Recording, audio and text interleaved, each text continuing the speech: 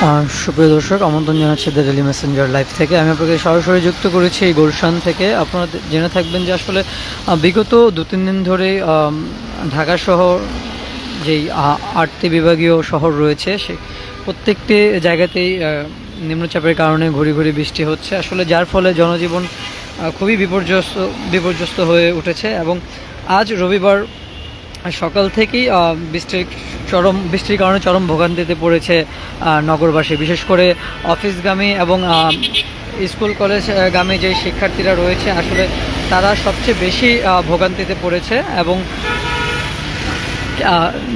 যাদের ব্যক্তিগত গাড়ি রয়েছে, কিছু গাড়ি রয়েছে আসলে তা থাকা সত্ত্বেও আসলে কাঙ্ক্ষিত লক্ষ্যে তারা ঠিকমতো সময় মতো পৌঁছাতে পারছে না। কারণ কী পরিমাণ যানজট সৃষ্টি হয়েছে আমরা যদি আপনাদেরকে একটু দেখাতে চাই। আসলে একমাত্র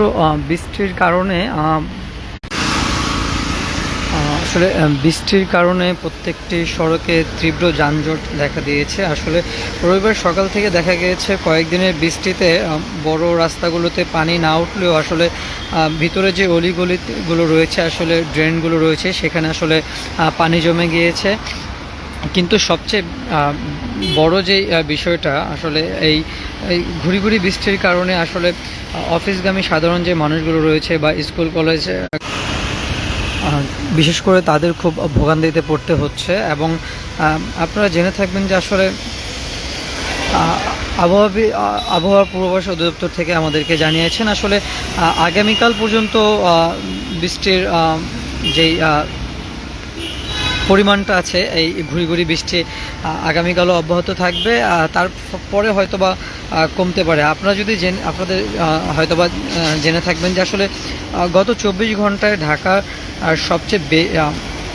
ঢাকায় তেমন বৃষ্টিপাত না হলেও বৃষ্টির পরিমাণটি ছিল ঢাকায় 32 মিলিমিটার। দেশের সর্বোচ্চ বৃষ্টিপাত হয়েছে পটুয়াখালীতে 223 মিলিমিটার। এছাড়া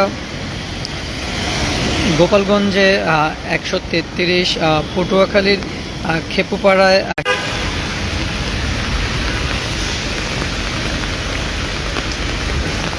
আসলে এই বৃষ্টির কারণে সাধারণ যেই অফিসগামী বা বেসরকারি বা সরকারি যে চাকরিজীবী রয়েছে এবং পাশাপাশি যেই স্কুল কলেজগামী যেই শিক্ষার্থীরা রয়েছে আসলে সবচেয়ে বেশি বিপর্যয়ে পড়েছে তারা। আরেকটি বিষয় যদি আমরা জানিয়ে রাখতে চাই, আসলে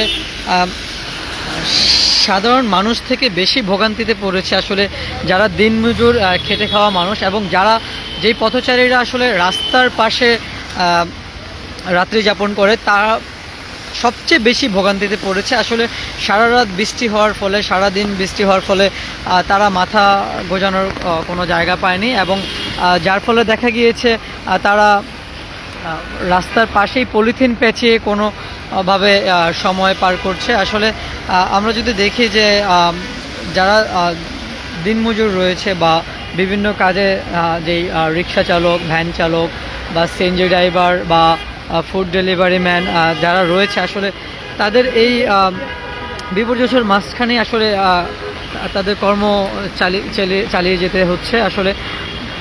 এবং সাধারণ মানুষের আরও যেই ভোগান্তির বিশেষ যেই কারণটি, এই বৃষ্টির কারণে তারা গন্তব্য স্থানে যেতে আসলে পর্যাপ্ত পরিবহন পাচ্ছে না। আর যাই দু একটা রিক্সা বা সিএনজি পাচ্ছে, তারা ভাড়া প্রচুর, দ্বিগুণ বা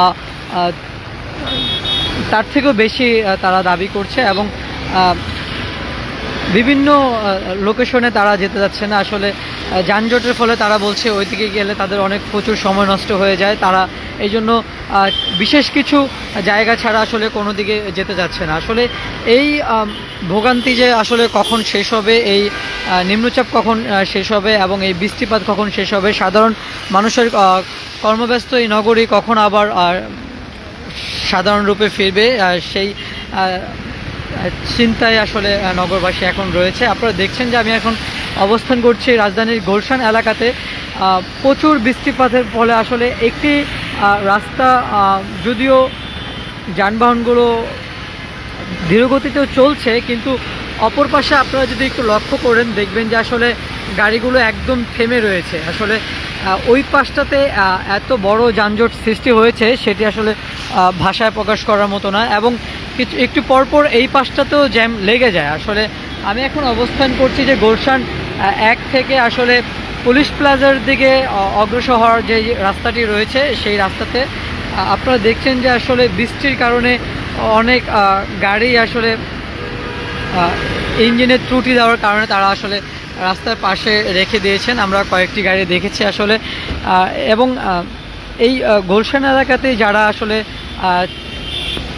ভ্রাম্যমাণভাবে কিছু সিগারেট বিক্রেতা রয়েছে বা পান সিগারেট বিক্রি করে তাদের সংসার চালাতেন বা জীবিকা নির্বাহ করতেন, এবং যারা পাঠাও রাইডার রয়েছেন আসলে সবচেয়ে বেশি দুর্ভোগে তারাও পড়েছেন। পাঠাও যারা রাইডার রয়েছেন আসলে তারা এখন যাত্রী পাচ্ছেন না বলেই চলে, এবং যারা ভ্রাম্যমাণভাবে চা পান সিগারেট বিক্রি করে যাদের পরিবারের জীবিকা নির্বাহ করতেন আসলে তারাও এখন এই কাজটি করতে পারছেন না। আসলে এই হলো গুলশানের সার্বিক পরিস্থিতি। আপনারা দেখছেন দ্য ডেইলি মেসেঞ্জার লাইভ। পরবর্তী আপডেটে আমি আপনাদেরকে আবার যুক্ত করবো। সেই পর্যন্ত সুস্থ থাকবেন, ভালো থাকবেন, ডেইলি মেসেঞ্জারের সাথে থাকবেন।